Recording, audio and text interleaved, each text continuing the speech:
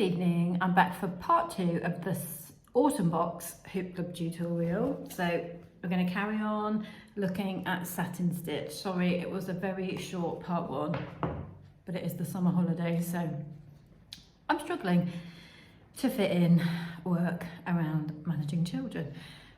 But I'm here, and in the lovely evening light of the office, we're going to keep going through the satin stitch and show you how to add the colour to the satin stitch bits and stitch the centre bit, and then we will go on to, I think we'll go on to the lazy daisy, and we'll cover that. Hopefully we might even get through a bit more as well, but that's what I intend to cover in this part 2.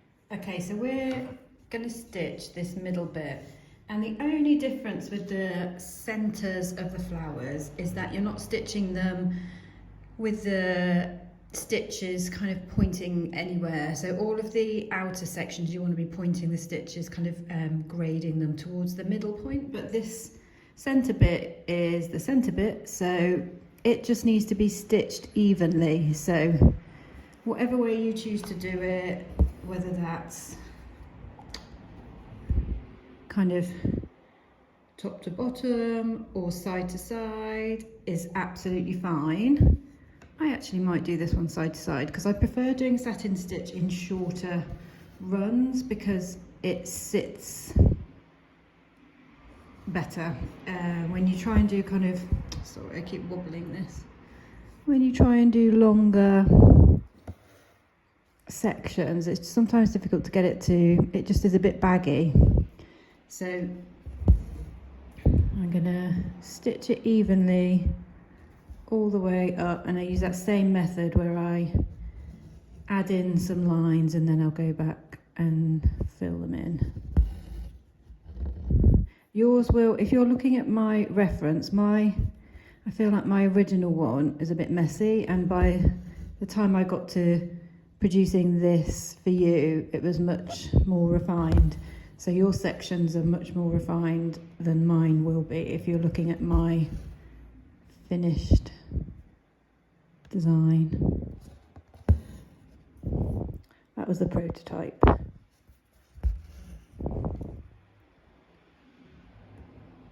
So I will do this, and then we'll talk about how you distinguish the centre part from the rest, and how we add some colour to the rest of the sections as well. Now we're going to add some detail to this centre part to just distinguish it from the petals, from the outer part. So we're going to put some gold in the middle of this centrepiece. So I am going to show you, I've got 3 strands on my needle here, but you could use 2 or 1 if you wanted to be really delicate about blending in other colours. So that's kind of up to you. You can have an experiment with that, but I'm going to use 3, and I'm just going to, as if I'm kind of still using the red, I'm just going to go over and add in some lines,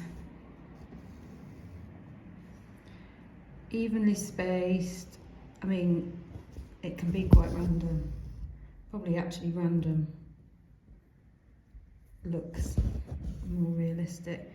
But we just want to give that centre flower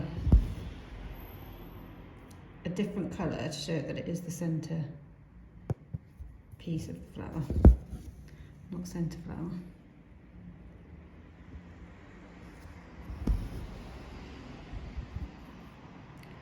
So my lines look quite chunky. You could then add in some lines with 2 or 1 and just distinguish it that way. Let's add 2 and 1. So I've got 2 strands on my needle, and I'm just going to add in some lines with 2 strands as well, just to give it a bit of interest, because they're thinner lines, but you can play around with what you like there. But we're just adding those small gold lines in to make it look like the centre of the flower.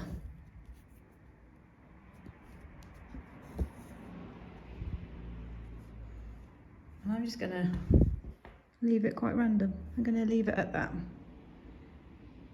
So then for the outer petals, what we're going to do is add in some colour, but only halfway down the petal. So I'm just pushing my needle in amongst all the existing stitches. I've got 2 strands on my needle here because I think that will look nice, just blend in really nicely, but I'm just going up at random points and then coming down. You can vary, go a bit higher, then go a bit lower, so it looks quite natural.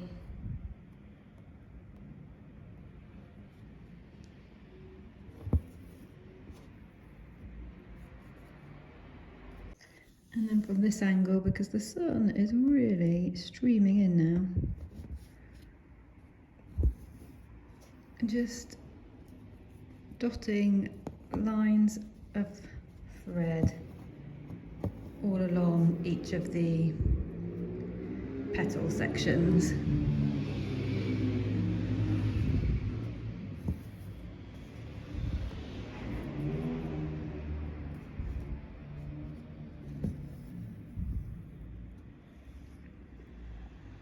So as you build this up, you will have these kind of lines that form in between each section where there isn't any, where I guess where the 2 sections of thread meet, which are meant to be there. I think they look really nice, kind of giving it that shape and character to each section. So that will happen. So then to complete this section, then you're just going to keep filling in your red sections with satin stitch, all of these distinct little sections all pointing towards the main flower, and then go through with the pink that is going to be the main body of this section, and do some highlighting stitches that go halfway, a little bit further than halfway, kind of vary them so it looks nice and natural. And yeah, that will let me just look at my original one. So you can see that better when I put my hand there because the light is streaming through, but that's the stitching we've just done. So just carry on like that throughout that whole red flower, and then the pink flower is exactly the same, but I'll show you the difference on my main version. So I haven't done any highlighting in these smaller, kind of shorter bits because it's quite hard to get an extra stitch in there because it's quite short, but you can if you want. If you want to do a really tiny little bit of pink dotted around there, that would look really nice, but I've left mine just red on those and just highlighted the bigger sections of the flower. So on the pink, I have highlighted with pale pink on the bottom of the petal section, and on the outer edge of the petal section I've highlighted with the kind of burgundy, this one, that colour. I've done the same thing on the centre, so I've added the flecks of gold to make that look like the centre, and then yeah, pale pink on the bottom edges of the petal sections and burgundy on the outer edges of the petal section. So you just complete that exactly the same way. So we're going to do lazy daisy stitch now. So this yellow section is lazy daisy, and the way we're going to do it is stitch lazy daisy stitches, and sometimes they're called detached chain stitches, all the way around the edge, and then we're going to come back and do another layer that kind of overlap the first layer. So aim to kind of fill this outer section here roughly. They might be different sizes because obviously the shape isn't a uniform size, but we are going to fill the flower that way. So you'll be starting off on the inner bit of the design, leaving your loop. Now the instructions show that this is one kind of single move, but I'm not that skilled. So I've just left my loop there and pulled the thread up, and then I'm going to secure with my little stitch. So you want your little stitches on the outer side. Now my stitches were not particularly close together there, so that's not the best example of a lazy daisy, but it doesn't matter because we are going to be stitching another layer. So you come up with your thread and then you want to go back down really close to that without going down the same hole and losing your thread, and then wherever you want the end of your stitch to be, come up again and catch that loop with a little thread, with a little stitch. And again, we'll be pointing these in, so you're going to have to kind of grade them as you go around and kind of go with the curve of the flower. So it's not a science, it's definitely an art to placing these stitches, but then coming up with your needle to catch that loop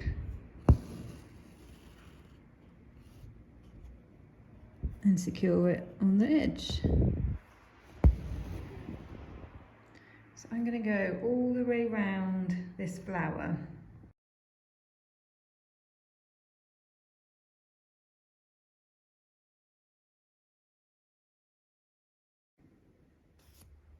So just take your time with placing these stitches. Just be aware that you want to keep a nice spare bit of fabric to be putting the second layer, and so some of these stitches are going to be shorter as the flower shape changes, but just enjoy kind of placing them and slowly filling this space.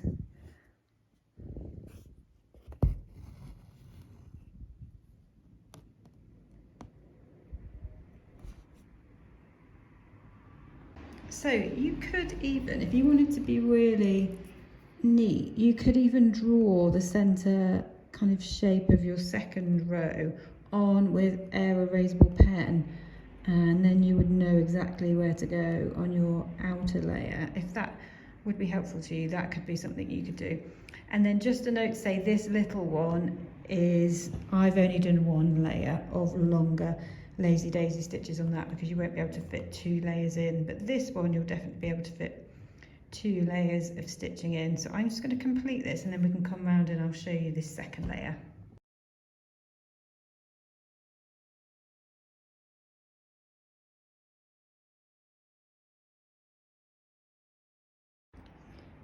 Okay, so I've done that outer layer and now I'm going to do exactly the same, but this is going to be the outer edge of the centre is going to be my starting point for every stitch, and then I'll just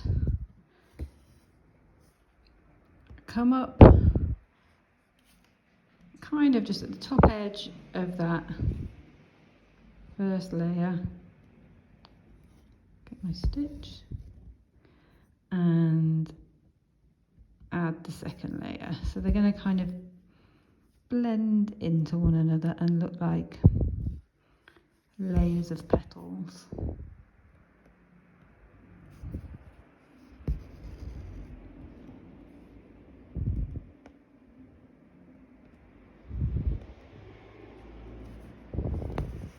If you have got any gaps at the end, you can always go back at the end and fill in with extra stitches.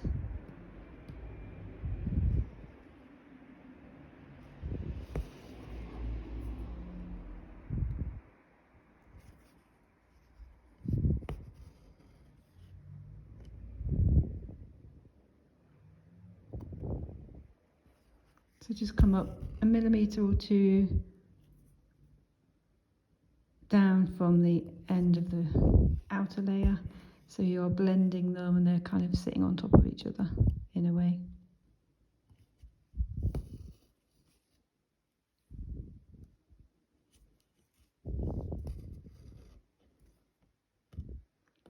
And this section is great practice because the little purple flowers are lazy daisy as well, but they're just a kind of a single lazy daisy done all the way around the centre.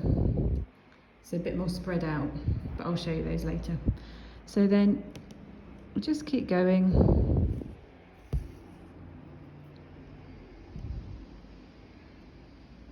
Around the corner.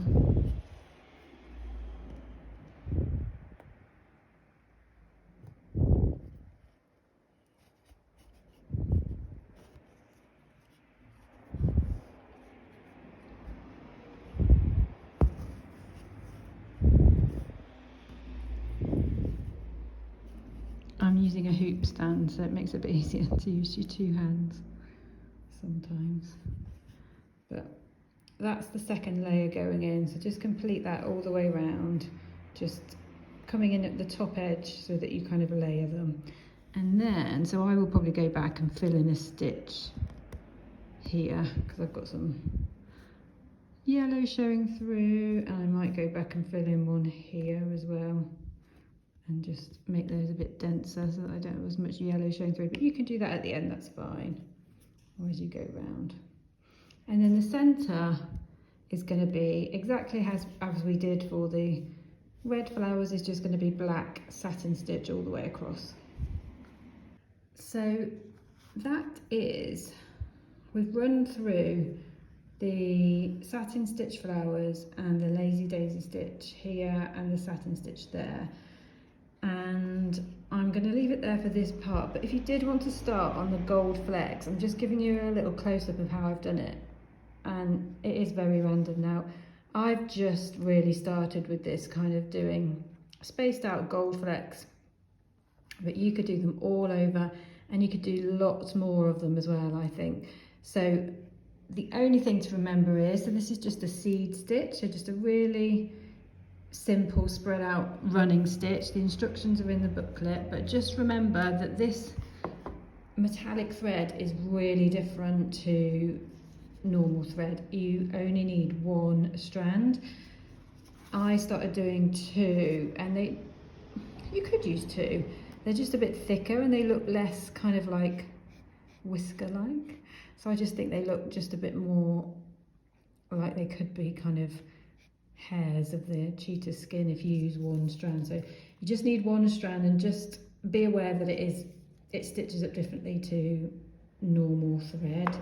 I found sometimes it kind of, using a shorter length is better because it kind of sometimes frays or gathers, and you once it starts to do that, just use a new length of thread and start again. But see how you get on with it. And that's how, if you wanted to move on to these flecks, which will take you some time to cover the whole of the cheetah, then that's how you do it. The other thing which I was going to do but I ran out of time was actually do some lovely little flecks of black on these black elements here and here and here, so you could add in loads of different texture, and even some gold kind of around the more kind of golden bits of the cheetah. So I will experiment with that as well, and I'll include that in the next tutorial.